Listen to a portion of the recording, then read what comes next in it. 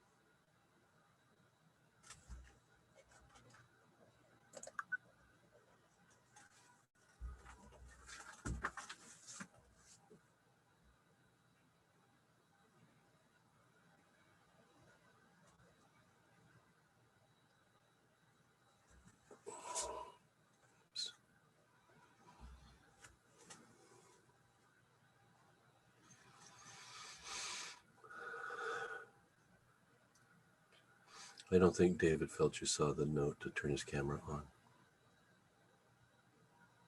There he is. Hey, David. How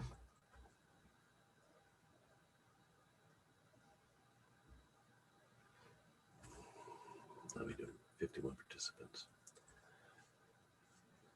When we're ready, can I get a go from somebody backstage, please?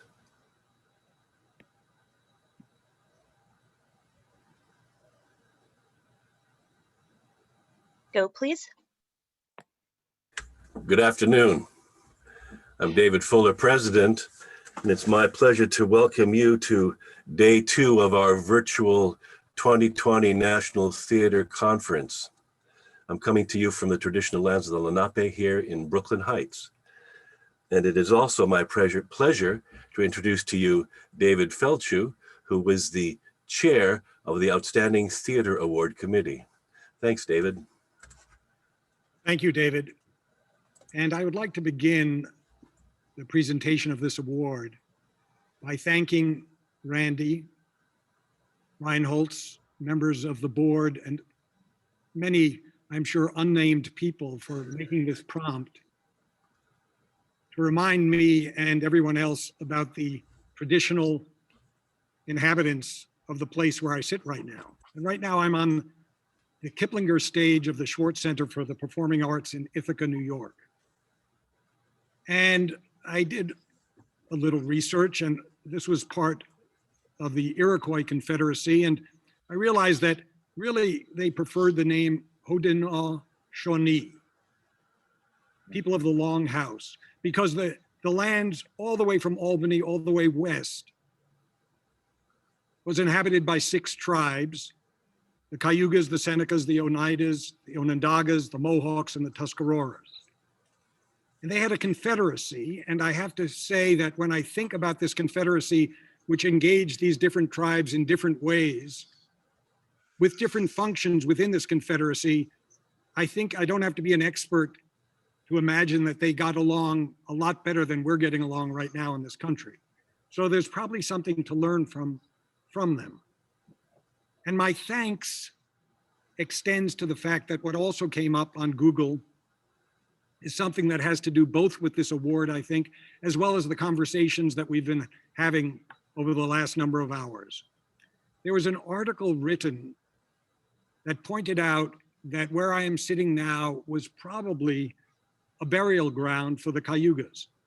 And the article was entitled, "Destroyed, Forgotten, Never Noted: Ithaca's Hidden Indigenous History." And the reason I bring this up is because it occurred to me that the committee, as well as the conversations we've been having, revolve around the question of visibility. and not allowing truth to remain invisible. And I think the committee felt that the Cleveland Public Theater truly fulfilled this part of their mission. Scores of artists from different backgrounds, different nationalities, different places, different economic strata have the opportunity to become visible at the Cleveland Public Theater.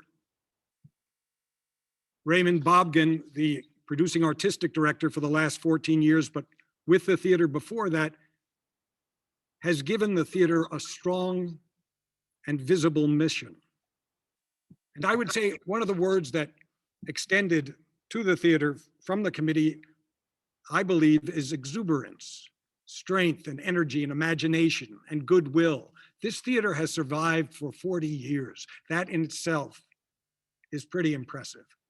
And the initial impulses for this theater, as those of you who know these impulses, will suggest how wide and how much public service is embedded in the mission of this theater. The initial formation of this theater was based on the work of Joe Papp at the Public Theater and Ellen Stewart at La Mama. Of the people, for the people, by the people. The public will be served. And their home has also raised money and taken an area that was in considerable poverty and enriched it. I thought it was interesting talking about money yesterday to see the people that they have brought on board. They are called believers and friends and partners. It also struck me personally, because of my work as a physician, about one of their projects in 2018, focusing on the opioid epidemic, something that I'm engaged in now in working to alleviate. I want to thank the committee for its deliberations, Vivian Benish, Kirsten Brandt, Deborah Bravort, Mindy Dickstein, Bruce Levitt, Courtney Sale. Looking at the various nominations for this award reinforced to me that making theater is alive in America, and not only that, making a theater to become an institution to change a neighborhood, to change the culture of our country. And I think also someone who must be recognized is Laurie McCants. Laurie brought this nomination to our attention. She is, of course, the co-founder of a theater, the Bloomsburg Theater Ensemble, that won this award in 2016, a theater that is also characterized, I believe, by exuberance and public service. And I want to ask Laurie, on behalf of the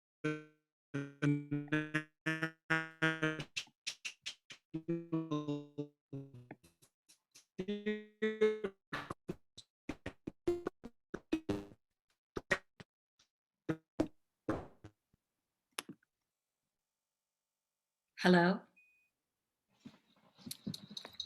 Go, Laurie. Somebody's echoing. Thank you. Turn off an extra device if you can.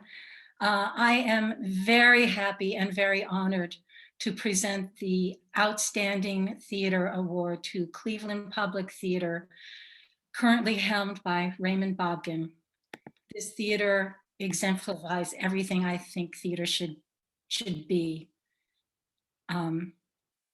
And Raymond, you know, Bloomsburg Theater Ensemble was given this award a few years ago.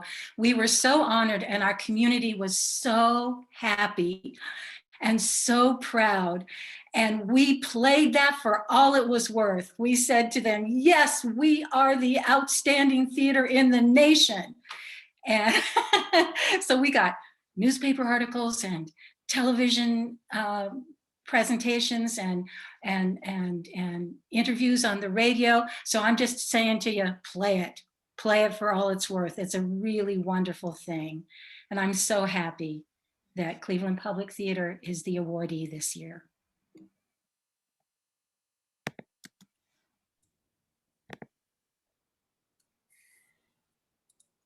Great. Thank you so much. Can you hear me okay? Give me a thumbs up, Lori. All right, thank you. I'm here today in Cleveland, in Cuyahoga County, by the Cuyahoga River and Lake Erie. Wanted to take a quick moment to acknowledge those of the Shawnee, Miami, Erie, Ottawa, Potawatomi, and Haudenosaunee Confederacy, whose lands we stand on here, and the nearly 28,000 Native American people who live in Northeast Ohio today, my neighbors, coworkers, classmates, and community members who represent over 100 tribal nations. I want to thank David Fuller, David Felci, Lori McCants, this conference of amazing folks and the selection committee. I'm so grateful. My team is so grateful. And the artists and audiences and young people that call Cleveland Public Theater home are grateful. I don't think there is a single person that I work with every day who doesn't bring love to their work, who doesn't bring commitment and care to that work. So a huge thank you to the staff. Casey, Katie, Faye, Cyrese, Nicole, Emma, Beth, Caitlin, Ashante, India, other Nicole, Colleen, Dennis, Hillary, and every staff member and artist who has contributed to CPT over these almost 40 years. Many have sacrificed. Little has been their recognition or material reward, but their impact here has been real. When I got the call about CPT receiving this National Theater Award, I thought, is this some kind of like who's who in American theater scam or some kind of mistake? I mean, Cleveland Public Theater, really?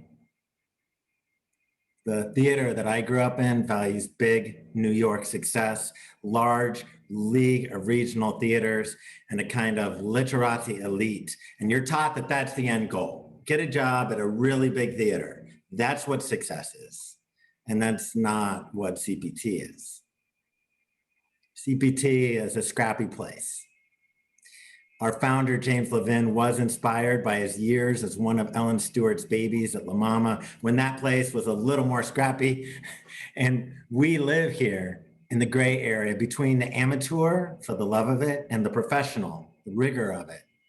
Companies like Teatro Público de Cleveland, a group now 7 years old. This company emerged originally from a majority of first-time actors, just like Mostra Cleveland at Arabi is emerging now. For years, we've been the home of new playwrights, of local playwrights, and for years, Black playwrights have found a home at CPT, and for the past 5 years, a majority of our work has been by artists who are Black, Indigenous, and people of color. We're a company that also serves youth over decades, not in drive-by programmings, and not just youth, but their families, families who live in public housing or who live in this city.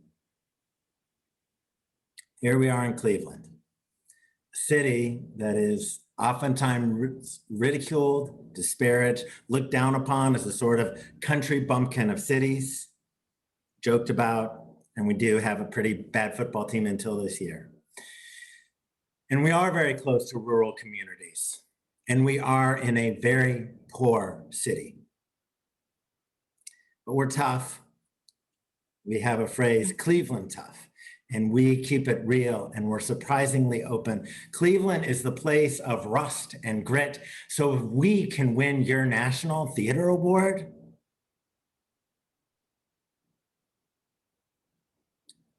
then that's something. Says something about how you envision American theater. It means that you value the power of authentic touch, more than numbers and scale and connection to the stars. You value theater that is more concerned about our neighbors than Broadway. Theater that's essentially local. Theater that can be a place where we come together as overlapping and distinct communities, where you see and hear your own stories, and also those stories of people who don't look like you and have very different backgrounds and cultures and languages than you. The theater can be a place that sparks real grassroots on the streets change, hearts and minds change, because change is needed. and it must work both ways. At CPT, we are as interested in making change as we are in being changed. That's what I dream of for American theater and for my city and our nation on both sides, on all sides of the aisles, to not only work for change, but be open to being changed, to learn, to listen, to not know. And that is a scary place because it is the place where we leave the comfortable behind. We want solid ground, and that's why we make dogma. But even the most radical doctrine will not create real change because it's rooted in presumption and oversimplification. I believe that theater can be the antidote for this division, underscored by the digging in of dogma on many sides. If theater can always be by, for, and with the cities, the towns where we live, if theater can be a place where we open ourselves to the imagination, the creative, well, then this is the land where change happens, where we can leave the ordinary and we can open to the extraordinary, the extraordinary. We shift into the world of art and complexity and the world and possibilities and dreams. Even here, by the shores of the Cuyahoga River, on the near west side of Cleveland, in the state of Ohio, in this United States of America. Thank you for believing in that kind of theater. And thank you for your precious time and attention today.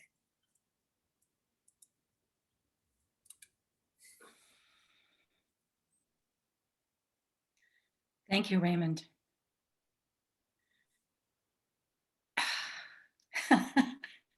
That was beautiful. I am coming to you from the traditional lands of the Haudenosaunee, the Susquehannocks, the Shawnee, the Munsee, and the Lenape, Bloomsburg, Pennsylvania, on the banks of the Susquehanna River, mighty, muddy, crooked river of the long reach. Yeah, so we're both now in river towns. So Raymond, you have a workshop production of a new play opening to the public tonight. And on Monday, it's going to be broadcast, live streamed nationally through the Kennedy Center Arts Across America program. Yes, Cleveland Public Theater was selected to represent Ohio. How the hell are you doing? How are you doing? You know, the wonderful thing, I think every night I've been filled with frustration, despair, anxiety, but none of it has to do with people. It all has to do with technology. And I went home the other night and I said, you know what's great? All of my problems relate to technology and not people. I have an amazing team. It's 12 performers. We're using 14 cameras and some pretty complicated software, or at least it's complicated for us. I'm learning a tiny bit of code. I guess I've learned 3 or 4 phrases of code to do this, and we're just really thrilled. It's a huge montage of about 7 different plays we've created, put into one play. Talks a lot about the Cuyahoga River, the river that burned, although many of our rivers have burned. And it also talks about our dreams of how do we find home when we're whether we're immigrants or otherwise can't find home or feel torn between homes. And it also looks at I think a theme of mine, which is the books of the dead, which are also the books of life. Yes, yes, you've been pondering the books of the dead for a long time, haven't you?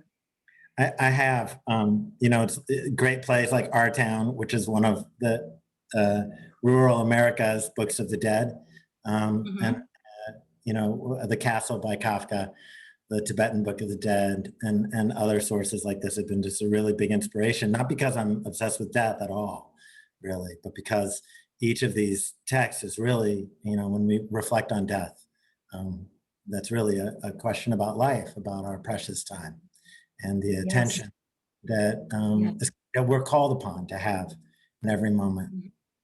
Do human beings ever realize life while they live it every minute. Some So do. Some some do. do.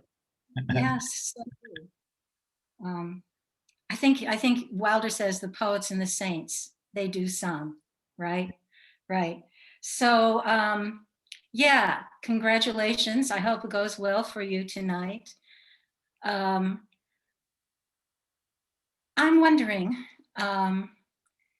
it may be going back in the early days, or maybe even this morning, have there been moments where you thought, what we're trying to do is impossible, absolutely impossible, and then you went ahead and did it? That is a powerful question, surprisingly much for me this moment. I know that we are learning about how the scarcity mentality can be an oppression, and I want to be careful to stay away from that. But for me, it always feels a little impossible. As some people who are close to me have learned, sometimes it's better not to say, "You got this, Raymond." Sometimes it says, "Yep, Raymond, this is going to be really hard." Yep, it is. Okay, let's do it.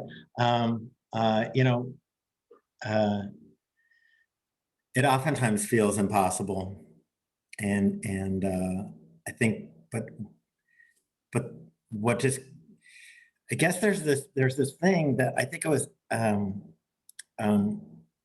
I can't remember who said it, but someone else is going to tell me because it's a famous theater maker. My wife and I were talking about this, that we can mistake confidence for dedication. I have zero confidence. I really, people see me as this very confident person. I'm just very dedicated. And I think that speaks to how CPT is. It's a place that's filled with dedication, and that dedication is reinforced because we hear from the stories. When you work with someone, when we formed Teatro Público, it was in our second year. We were working on a play, and there was this woman, older woman, I think she is maybe 60, who was in a play for the first time in her life. She'd always dreamed of being in a play. This is a play that was in Spanish and English. She's an excellent English speaker, but her original language is Spanish. And she talked later about how this play saved her life, that she was struggling with cancer at the time, and this play saved her life. And this is the thing we encounter over and over again in the performers, in the even the professional artists we work with who are highly trained. Oftentimes they say, this is the play where I realize why I'm doing the work I'm doing. But also in our audiences, seeing, when we opened Masra Cleveland Al Arabi, there was a man who I knew, who's a lawyer in town, a prominent gentleman, and he was tearing up in the play. And I went to talk to him afterwards. I said, yeah, that was very powerful, the story. And he said, hearing my language spoken on stage, hearing the music that I listened to in my family on stage, that is what made the difference for me. And that's never happened to me. So it's experiences like that suddenly, when it feels impossible, it's like, it's sort of irrelevant. Shukran Gazilan.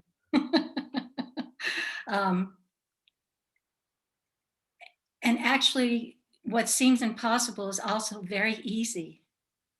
It's so easy in terms of, it's the simple things. Ask somebody to tell their story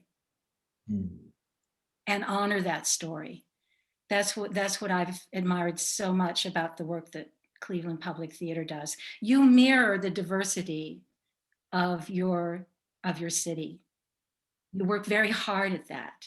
Yeah, I thank you for saying that. And I think, though, at the same time, in transparency, that is true. If you look at our stages, if you look at the playwrights, if you look at our directors, but that's not true when it comes to our designers, and that's not true when it comes to, it's getting true when it comes to my staff.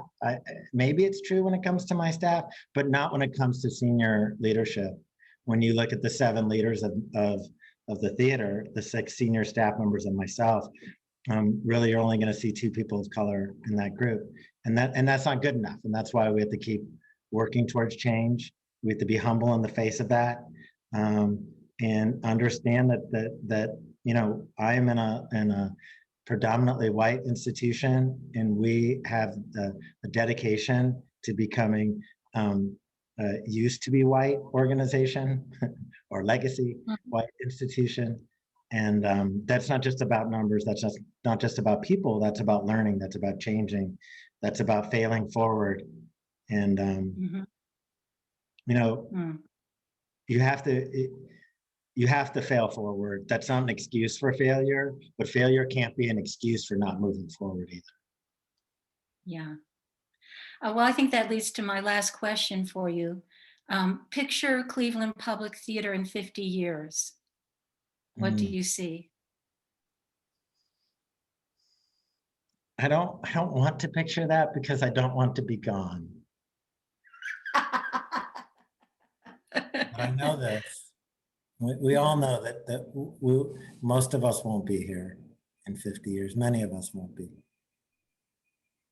What a strange world that in 100 years, 200 years, our names will likely be forgotten. And beyond that, even, the universe will end. There's an end to this. So just take that moment. I think for me, the ongoing vision for Cleveland Public Theater is to do the work of the moment. That's the thing about theater. It's not architecture. We're not trying to build a building that's going to last for 100 years. We're not trying to build something. Instead, we're like the Tibetan monks who make the sand sculptures with the acknowledgement that everything we make will be brushed away. And for me, so what I hope in 50 years is that it will be a theater that I can't imagine. It will be a community that's by, for, and with a city that has changed, a city that has never existed. It will be a theater that's never existed. This is the work of science fiction we are all engaged in now, to create the world that has never existed and to create theaters that have never existed. So it is, I hope that my life will have made a difference. I hope that CPT will be here in 50 years, if it's still serving that. And if it is, it will be a place that I can never imagine. Well, thank you. I think that we're asked to open it up to questions from others at this point. Thank you, Raymond. Is that what's supposed to happen now? Yes, if you can use the hand raise feature if you would like to ask a question.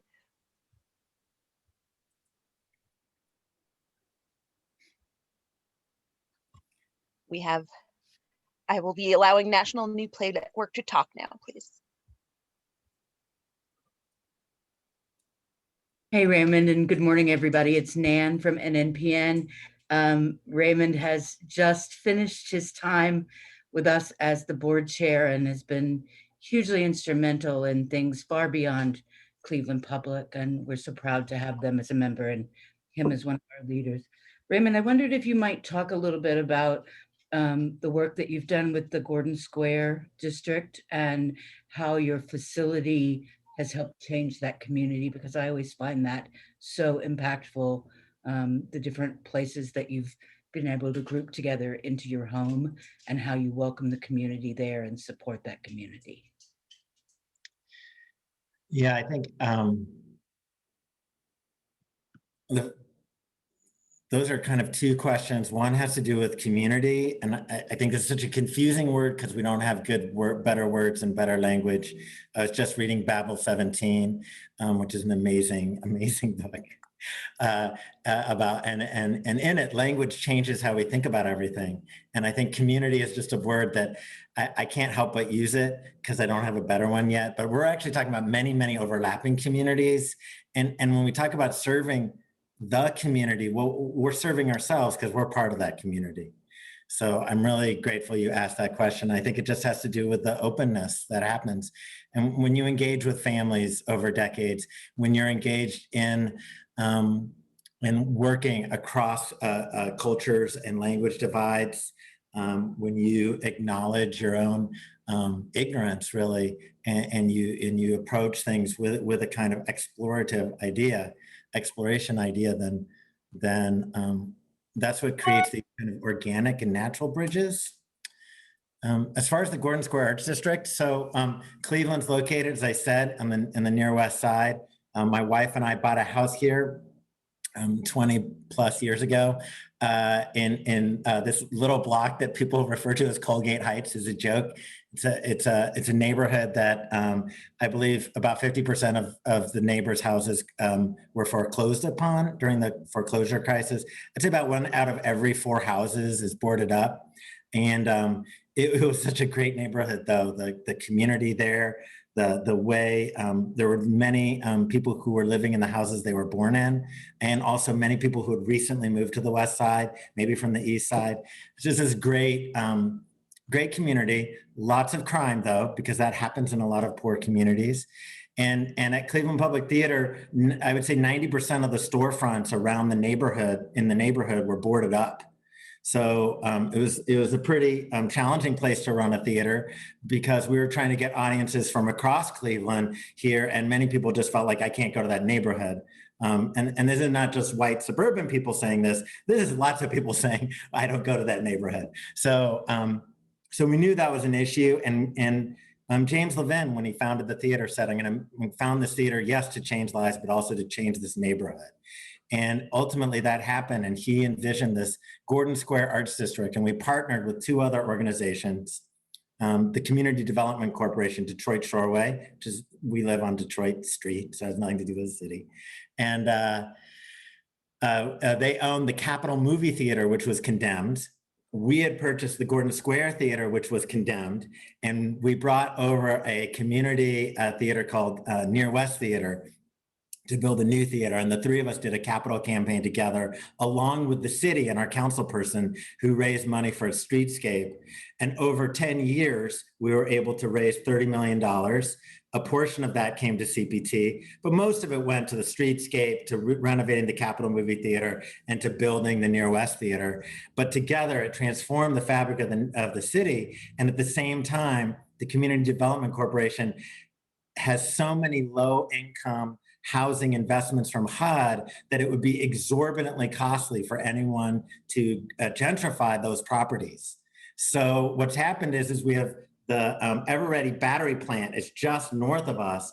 So that became this huge area for investment. So new housing was built there. We got some wealth into the city, which we desperately need, because without it, we damn our children to horrible education because of the unjust system for how we fund education. But our city is very poor, so we need that wealth investment without the displacement of other people. Right now, we're in the sweet spot, who knows when it will tip, where we really have a mixed income. And, we have parking, we have a beautiful street front, and the neighborhood feels safe in a good way, in a way that people say hi to each other on the streets.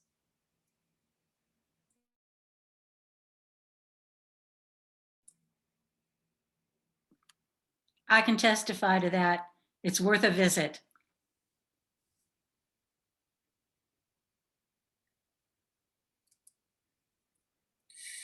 So there's a question in the chat. There's 2 questions. How do you identify future issues or current needs to focus your creative resources toward becoming an agent of change? I mean, the first thing is the investment of art in artists. There's this sense, I think, sometimes that artists are somehow outside.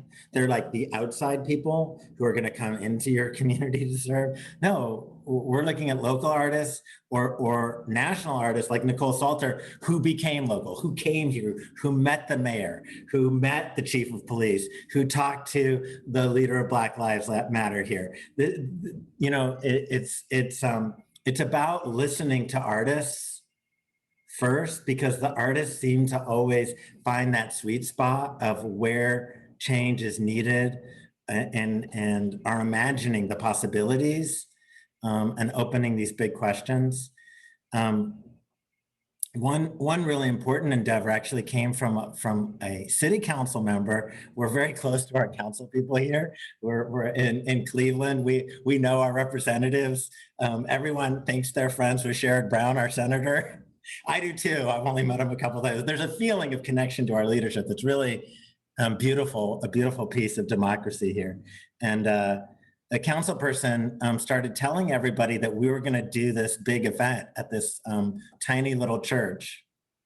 And I'm like, would you stop telling people that? I don't even know what this church is. What are you talking about? And he said, no, you're going to do this big event. I said, what are you talking about? He said, this church is an authenticated stop on the Underground Railroad. It's the only authenticated stop in the city of Cleveland. And it was the first church built here in Cleveland. And so we gathered a group of 100 artists. These were not just theater artists, these were dance artists. Some of these are what some people might call amateur artists, but they've been doing art their whole lives. So are they amateurs or are they professionals? And we gathered this group of about 100 people together and said, what can we do? And we created this event called Station Hope, because that was the code name in the legend. That's the code name for Cleveland on the Underground Railroad. And we asked artists to create small pieces, and we created this festival where there's about 7 stages performing at any given time. They're all doing 10 to 15 minute works. There's also some visual artists who are working, some installation artists who are working. There's like a sound stage outside.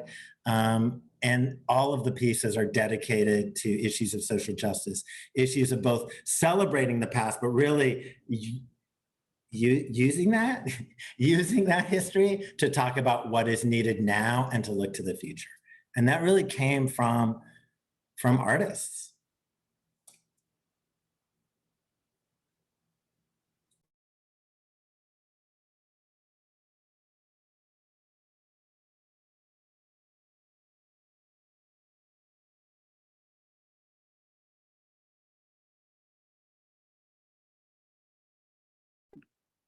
Any other questions? Maybe it's time for an artist to honor another artist.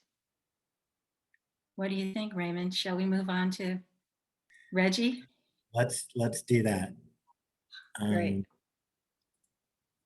Yeah. This is the best part for me, at least. So I first just want to say thank you for tying these 2 awards together. Really, really inspirational. And I don't know who came up with that, but it says a lot about this organization, about the National Theater Conference, that you've done this to connect a National Theater Award to an emerging professional award. So I was thinking a lot about it. Mainly, I was thinking about who I would, who CPT might want to put their focus on, and whose feelings we might hurt. So our first decision was that we didn't want to look local in this case. There's so many artists that are amazing emerging leaders here in Cleveland. And so I thought maybe this is a time for me to look outside and further. And I was thinking about what it means to emerge. To me, emergence never ends. To me, emergence is a coming into one's full self and expression to reach our full potential. And we humans have this gift that we can imagine the impossible and the improbable, and we can see how the world could be and how we could be. So I hope we're all emerging artists. But the National Theater Conference's Emerging Professional Award is presented to a person demonstrating exemplary promise in a professional theater organization. So yes, this is about promise. This is about the future, a changing future, a better future. So it's fitting and just that Reginald L. Douglas receive this award, because he has demonstrated his commitment to being a catalyst for the future. In looking at Reginald's work, I'm struck by his this love that he demonstrates with his art, this sense of turning things and looking from one angle, turning it and looking from another angle, this shifting point like Peter Brook talks about, from directing a world premiere by Nicole Salter to the musical Oklahoma, from directing a classic like Two Trains Runnings to a future classic like Pipeline. Reg is dynamic and flexible and curious. I met Reg through the National New Play Network, where we both serve on the executive committee of the board. And in fact, we were just together earlier this week, virtually, of course. And several times, Reg would bring up a question or concern, and he would start by saying, I'm curious. And I thought, yeah, if art is a place for us to confront the unknown, then the heart of art is curiosity. And what's so powerful about this is that when Reg says, I'm curious, everyone in the room is infected by it. Everyone seems to become curious. That's leadership. Okay, leadership is also being great at what you do, and love is in the logistics. Awesome, check those boxes. But to not only have the courage to not know and to question and explore, but to invoke that in others, there's this force behind his curiosity. As if it's a foregone conclusion that everyone in this room, we're going to follow this investigation to its end. And we're going to do it with a smile on our face, joyfully. And I can only imagine that this is because he seems to have a belief that change is not only possible, but achievable. Reginald L. Douglas, Reg, your curiosity is changing this world. It changes your audience, your collaborators. You light a fire of inquiry and exploration. Your commitment to change, to art, to the power of asking questions.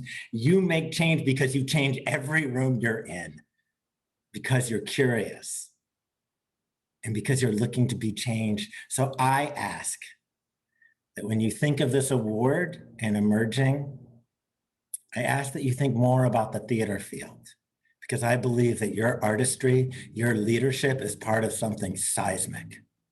The possibility that American theater can emerge.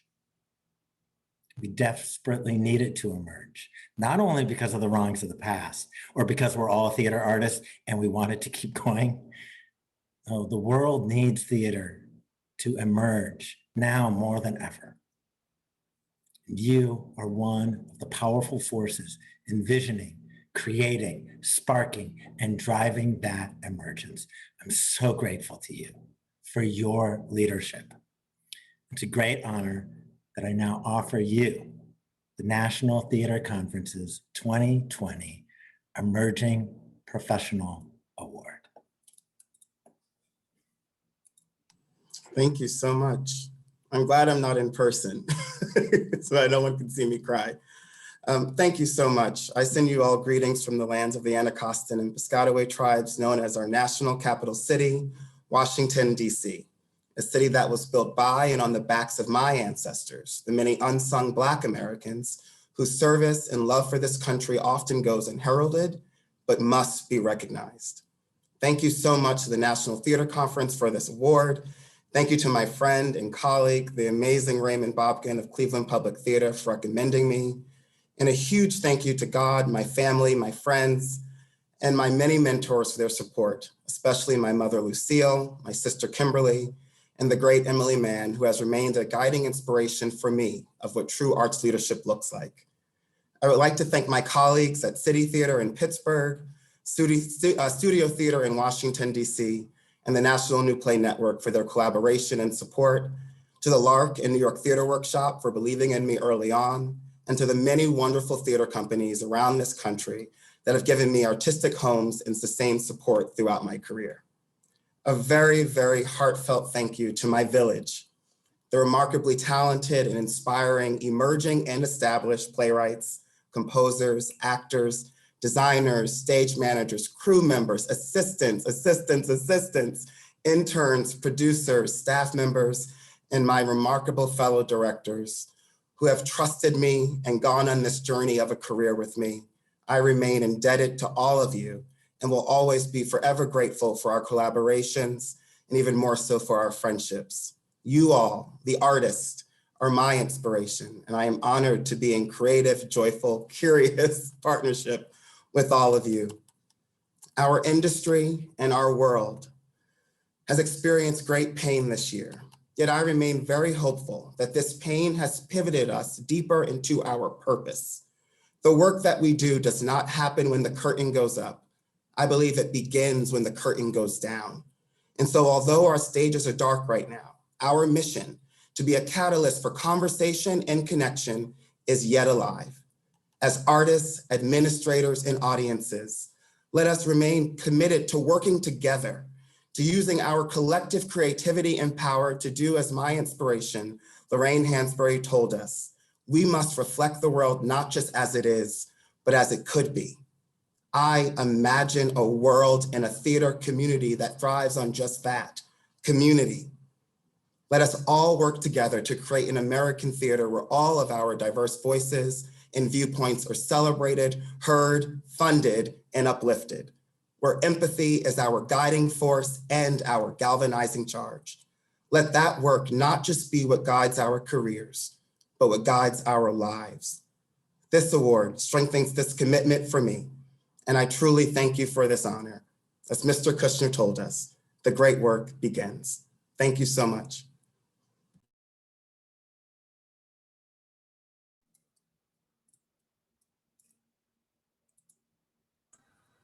I wish we could have applause right now.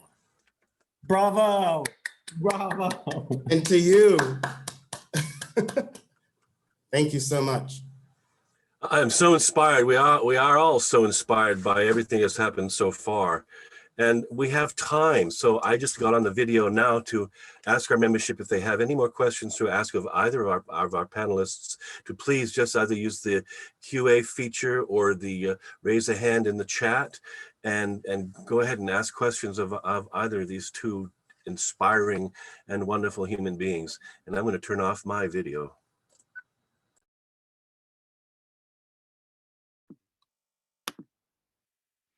I have a question for Reginald.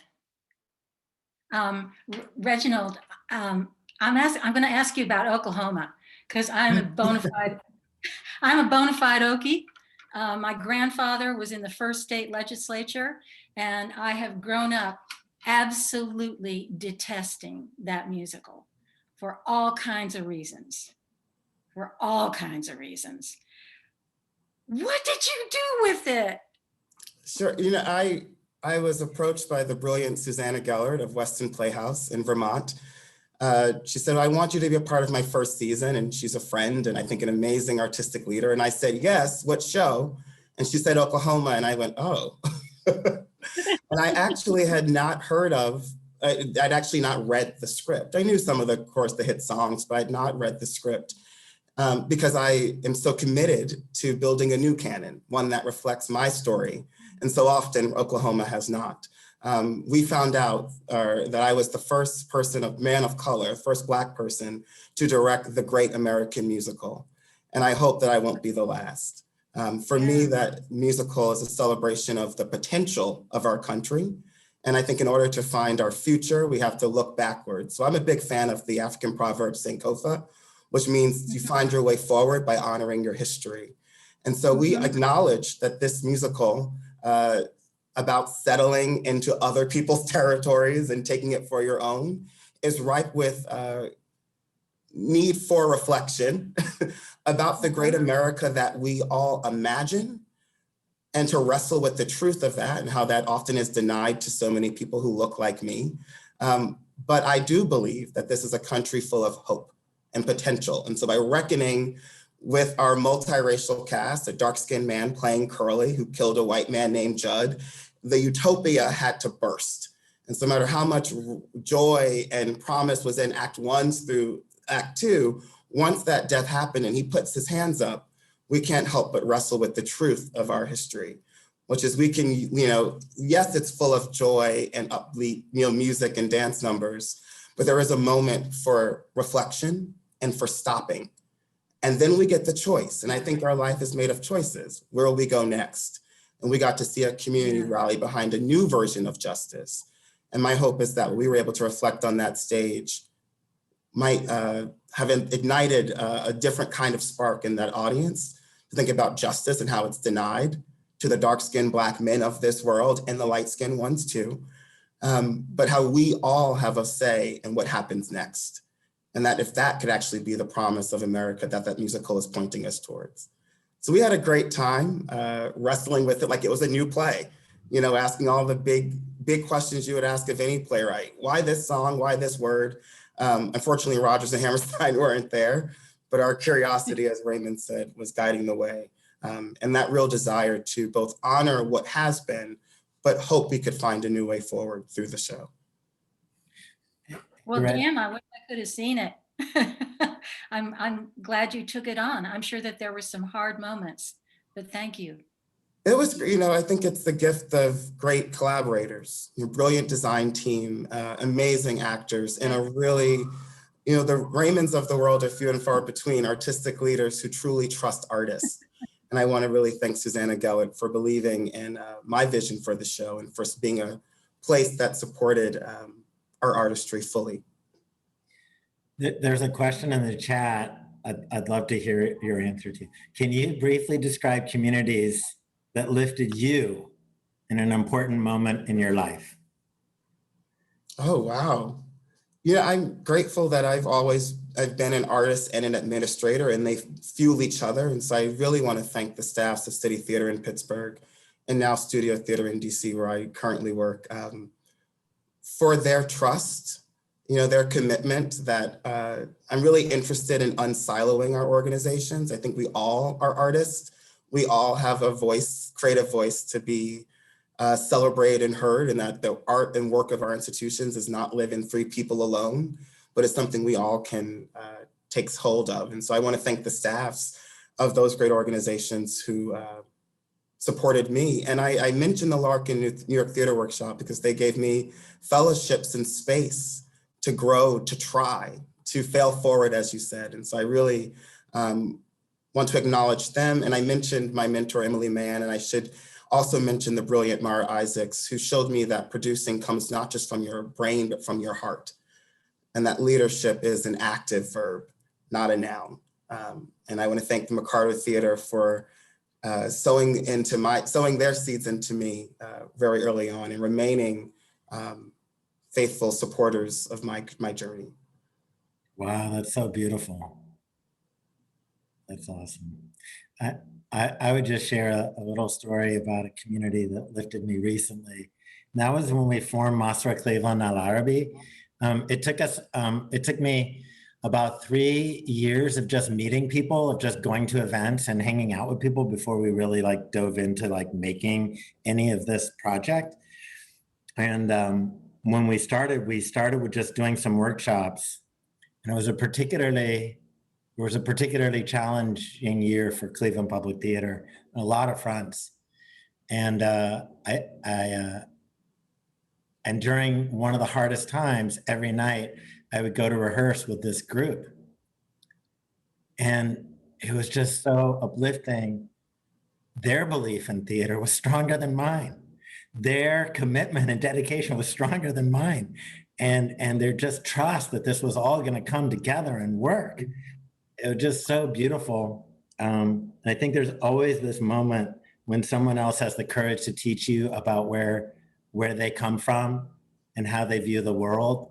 That is just, in my mind, one of the greatest gifts. So that's my answer.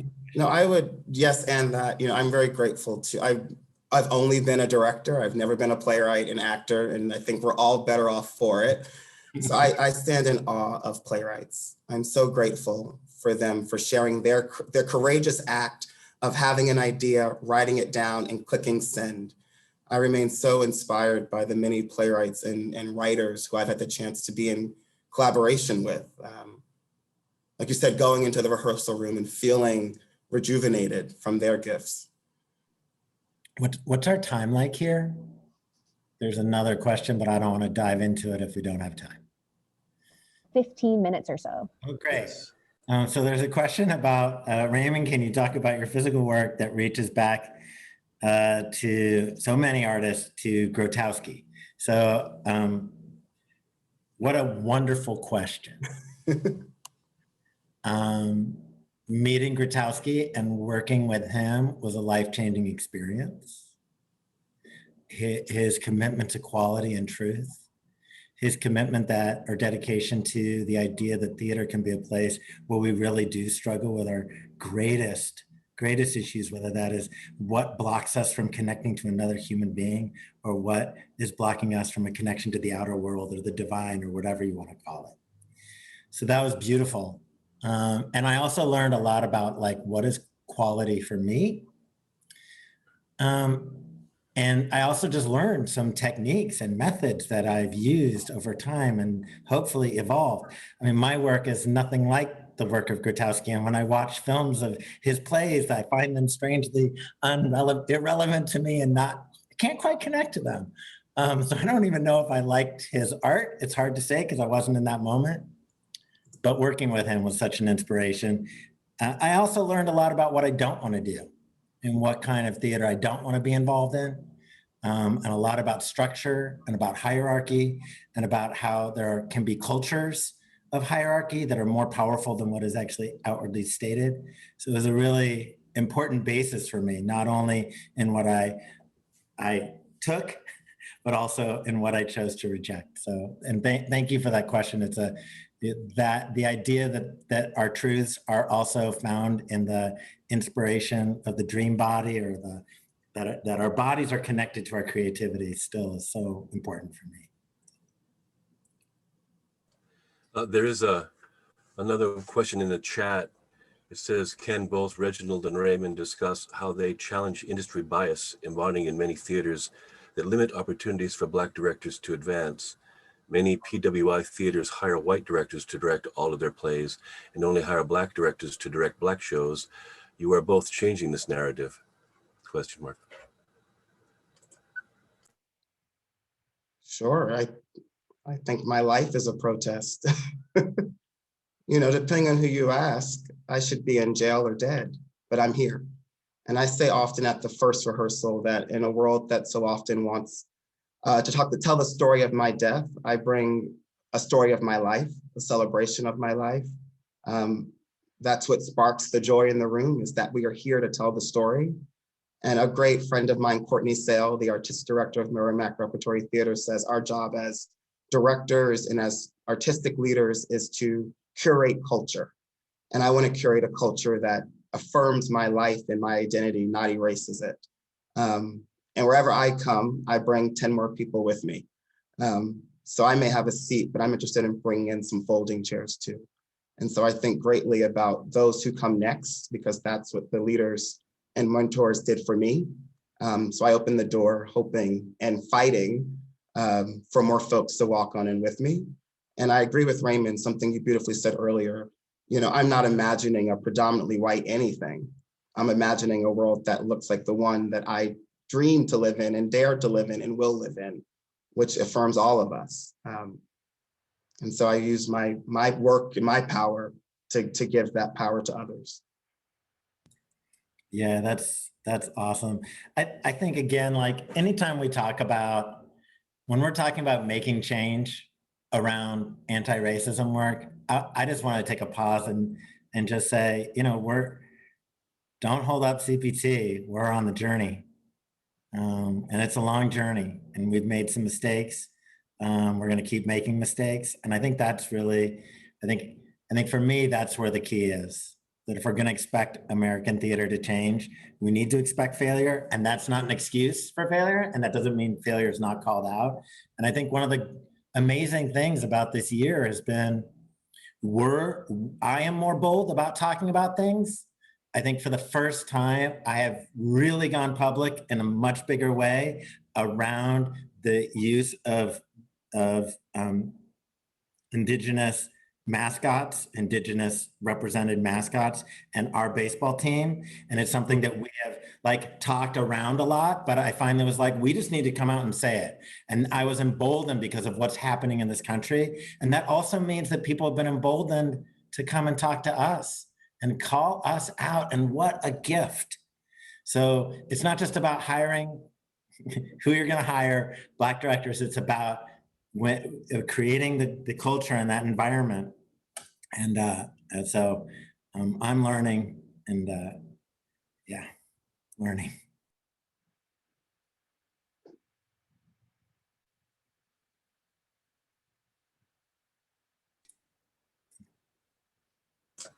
There's also a question, did I miss it? Can Reginald talk about continuing the legacy of Hal Scott, Harold Scott?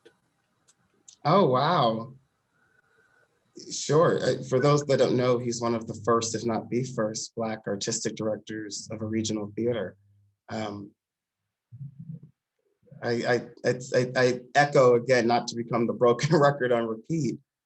I think his life, you build on the shoulders of that kind of great foundation. And I hope that in my work as a teacher and a mentor to the next, that legacy lives on. It's one of service.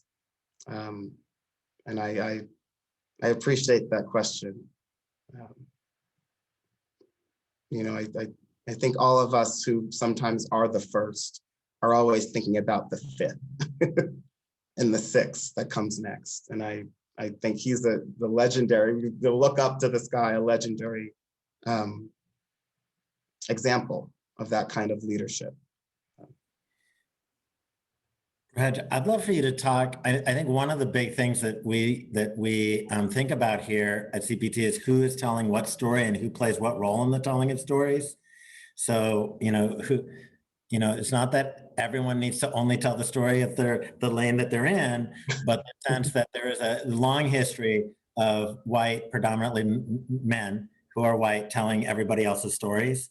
And I think that becomes real complicated when it comes to like, well, the playwright's telling the story so we can have a white director, et cetera, et cetera. And when we're dealing with plays about racism, particularly, even more so, that can be a real damaging environment for the performers. Can you talk about the work you were doing at City Theater, where you actually brought in consultants and trainers around anti-racism work into the rehearsal room? What was the project, and tell us a little bit about that? Sure. I want to give a lot of credit to my colleagues at City, my forever colleagues at City Theater, Claire Drobot, especially the new associate artistic director at City Theater, and the playwright Isaac Gomez. You know, again, artists will lead the way, and sometimes us administrators just need to get out the way. What if that could be what leadership looks like? Moving out of the artist's way. Isaac Gomez, I think one of the great dramatists of our moment, his play Perk Up, a play that written about a hate crime, inspired by true events. He wanted to make sure there was a brave space. You know, we cannot create safe spaces. I can't dictate what is safe for you. You can't dictate what is safe for me. What I can cultivate is a brave space where we all can feel safe enough to try. And that's the room Isaac wanted to cultivate. And so we went on a hunt to find anti-racist trained advocates who could be part of the creative team. So just as tantamount as set design was facilitators who could be in the room to support the white actors, the actor of color, the multiracial design team, and Isaac, a Mexican-American playwright, in this work. And through funding from the National New Play Network, we were able to bring them on to that process.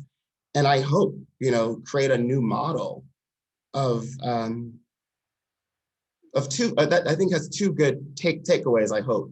One, artist-led producing, really producing to meet the artist's needs, not your budget, and letting those two things be in dynamic, continued conversation. The budget originally did not have anti-racism advocates in it. But the minute the artist said, in order to do my best work and actually make the new play we all imagine, we as good producers had to listen. And I encourage us to learn the joy of listening. It's hard, but it's vital if we really want to be the best of ourselves. And then two, to really let the room be led by bravery and courage and providing whatever staff is needed to make that room happen. So very proud of that work. And again, a big hats off to the team at City for their leadership, and particularly Claire Jobot and her brilliant producing skills. Yeah. That's so beautiful that you compared it to the design team, because it's something we always just take for granted. There's a lighting designer, there's a costume designer. And we never question it. That's why I was going. We never question the set design. We never question on the gen op budget. We never question facilities. We don't question printer toner. So let's make diversity work, anti-racism work, and the cultivation of that kind of culture a part of our DNA. Our budgets speak our values. And in order to produce that show to the playwrights' values, which as a new play company is our goal, is our mission, we had to align our budget with the promise and the potential of that great artist. Yeah, it's like that idea of audience design. The idea that like, it's not about how many tickets you sell, it's like, who's in the room? Yeah. In the right group. Now we give that up. Beautiful.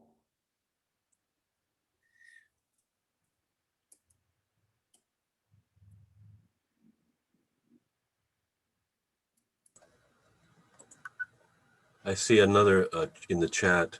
Can you share some of how having this person in the room helped to nurture and allow bravery? Sure, there was a sounding board. Someone to talk to that wasn't the stage manager. Someone to talk to that wasn't the other actors, the director. There was someone to help facilitate conversation. You know, often at talkbacks, we have a facilitator to be the one who guides the conversation. There was a sounding board. They also provided training and resources for our audience. You know, unfortunately that show was canceled due to COVID or postponed, hopefully. But the thought was they would also be providing resources for the audience to deal and wrestle with the show. I said it earlier, our shows, the best of our work ignites conversation, often with ourselves and often with our neighbors. And we wanted to make sure the conversation was supported. You know, you just witnessed a hate crime on stage. And that's a lot to leave the theater with. And our job is to give you the resources to come back down, you know, and to walk back into the world uplifted by that trauma. Trauma for trauma's sake, I have zero interest in. Trauma as catalyst towards healing and towards enlightenment, I think is our job. And so we wanted to make sure that we were doing that in a way that was responsible. And it's, again, you know, I don't know how to, I can look in the grid and go, oh, a gobo, but I trust the expertise of the lighting designer. We knew that was the work we wanted to do, but we trusted that we needed experts, which again is the joy of listening, the joy of getting out of the way sometimes. Wow. Well, I'm so glad we had this extra time to chat. This is just amazing and so inspiring to hear your story. So thank you so much. And thank you, truly. Such an honor. I thank you both very much. I thank certainly David and Lori as well for making this happen. I thank our members for all their wonderful questions as well. You are all very inspiring, and we're delighted that you could join us today, and thank you again very much. I would like to say that we will now take a short break. We're going to get out of this webinar and rejoin the webinar again. There is a link now in the chat that says link for the next, and then there's a posting there, so you can find that there before it scrolls by too fast. And we are scheduled to start again at 2:30 with our presentation of Person of the Year and the Paul Green Award. So thank you all very much, and we'll see you soon.